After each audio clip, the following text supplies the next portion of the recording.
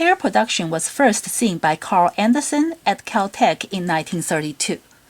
Anderson was recording cosmic rays when a cosmic ray penetrated a lead plate and then entered a cloud chamber. In the magnetic field of a cloud chamber, suddenly two particles seemingly came from nowhere, produced two paths like these. The two particles curved in opposite directions in the magnetic field.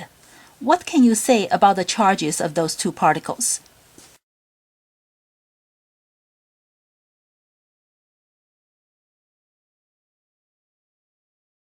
They must be oppositely charged, so the magnetic forces on those two particles make them curve in opposite directions. It turns out that a high-energy gamma-ray photon near an atomic nucleus can disappear and produce a pair of particles, an electron and a positron. A positron is just like an electron. They have the same mass, the same amount, but opposite charges. By the way, the antiparticle positron was predicted by Dirac in 1928. One thing I want to emphasize is that antimatter, material composed of antiparticles, does not have negative mass. Antimatter, like a positron, has positive mass. Mixing matter and antimatter can lead to the annihilation of both. Just like mixing an antiparticle and a particle leads to the annihilation of both. We will discuss pair annihilation in the next lesson.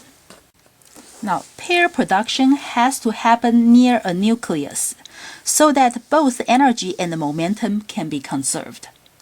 When a photon turns into two particles with mass, we have photon energy turning into mass. This is consistent with Einstein's mass-energy equivalence and his famous equation E equals to mc squared. This means to have pair production, the photon must carry at least the mc squared of the electron plus the mc squared of the positron.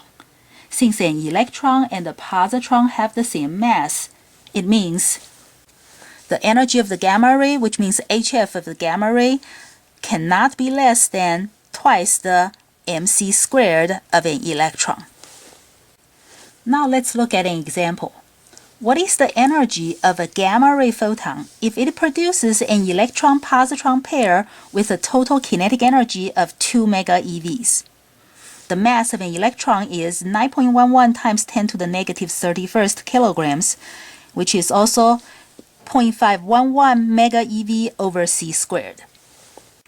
For this problem, we have to use the conservation of mass energy. We have to combine mass and energy together for the law of conservation. Because we're now dealing with problems when mass can turn into energy and energy can turn into mass. So let's see. Before the pair production, we have a photon with photon energy. After the pair production, we have two particles with kinetic energy. And the two particles, they have mass, which means we have the mc squared of the electron and the mc squared of the positron. And because these two, they have the same mass, that means we have twice the mc squared of the electron. So this will be the kinetic energy 2 MeV plus 2 times the mass of the electron. Because this is in MeV, that means it will be more convenient for us to use that mass. So that is 0.511 MeV over c squared. And this is only the mass part, so I have to multiply that by c squared.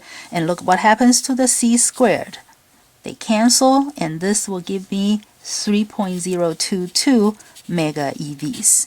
And this is the answer because this is how much the photon energy is.